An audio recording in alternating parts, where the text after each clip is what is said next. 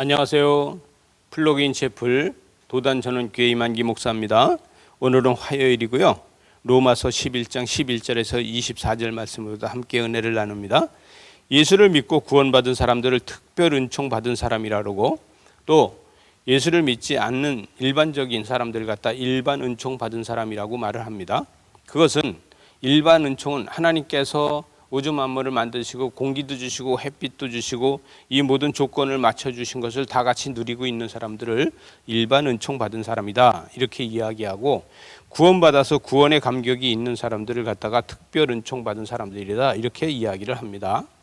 특별 은총 받은 사람들이 하나님의 역사를, 하나님의 은혜를, 하나님의 사랑을 경험하지 못하고 또 특별 은총을 받았는데 그 사명을 감당하지 못하면은 바울은 일반 은총 받은 사람을 다시 하나님이 들어서 쓰신다는 것을 이야기하고 있습니다.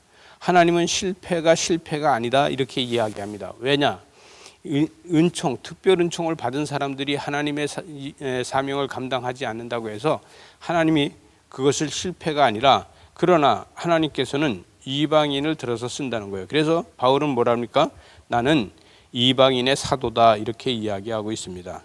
왜 이방인의 사도가 됐습니까? 바울이 이방인의 사도가 된 이유는 바로 이 13절에 가서 보니까, 내가 이방인이 너희에게 말하노니 내가 이방인의 사도인 만큼 내 직분에 영광스럽게 여기노니, 이렇게 이야기하고 있어요. 여러분, 이 바울은요, 율법에 대해서 너무 잘 아는 사람이잖아요, 그죠? 저와 여러분이 아는 사람처럼 제자 중에서도 특별히 바울이 율법을 제일 잘 아는 사람입니다. 그래서 하나님은 이방인의 사도로다 쓰기 위해서는 율법을 제일 잘하는 사람이 은혜를 전파해야지만 그 은혜가 전파될 수 있다는 것을 말씀하는 겁니다. 그래서 율법을 제일 아는 사람을 이방인의 사도로다 세웠다는 거예요. 그래서 15절에 가서 보니까 그들을 버리는 것이 세상의 한몫이 되거든 그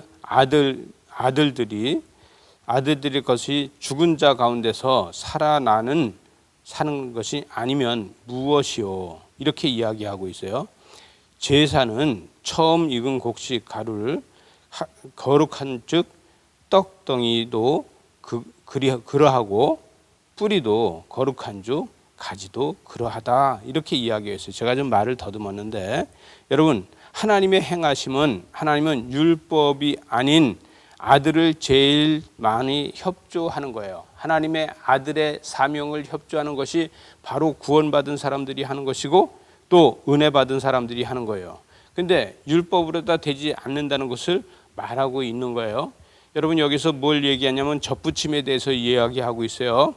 젖붙임에 대해서 17절에서 이야기하고 있는데, 17절 그 중반에 보니까 내가 그들 중에 젖붙임이 되어 참 감람나무 뿌리의 진액을 함께 받을 자가 됐다. 이게 무슨 얘기냐면 돌감람나무에다 참 감람나무를 젖붙였잖아요. 우리는 예수 그리스도와 우리가 젖붙임이 돼서 예수 보혈의 피가 우리한테 흐르고 있는 겁니다.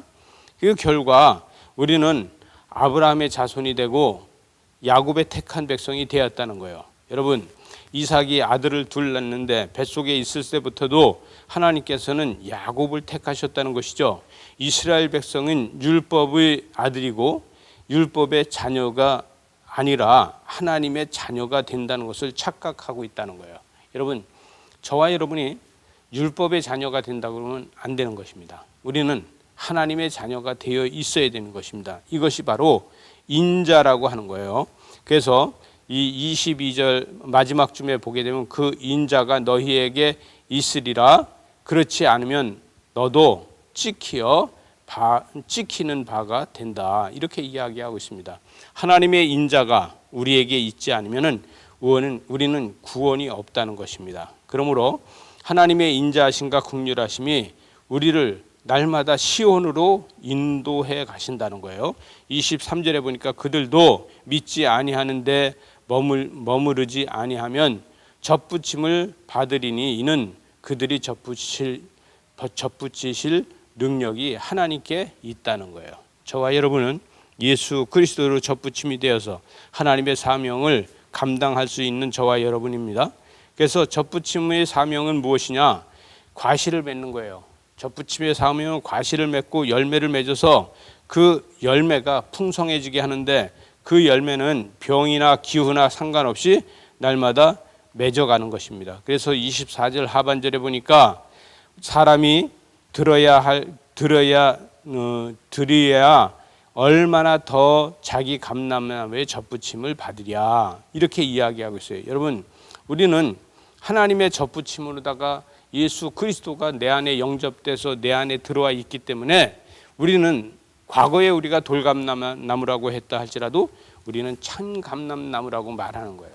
그리고 젖붙인 거는 잊어버리고 이미 참 과실을 맺고 있기 때문에 참 감람나무라고 하는 거예요.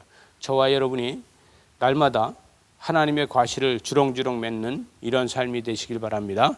기도하시겠습니다. 하나님 아버지, 우리는 이미 젖붙임을 돼서 그 젖붙였던 흔적까지도 없어지고 하나님의 자녀가 되어 있습니다. 하나님의 자녀로다가 우리는 참 감람나무의 과실을 주렁주렁 맺는 삶이 되도록 은혜와 사랑과 축복으로 함께하여 주시옵소서. 예수님 이름으로 기도드리옵나이다. 아멘.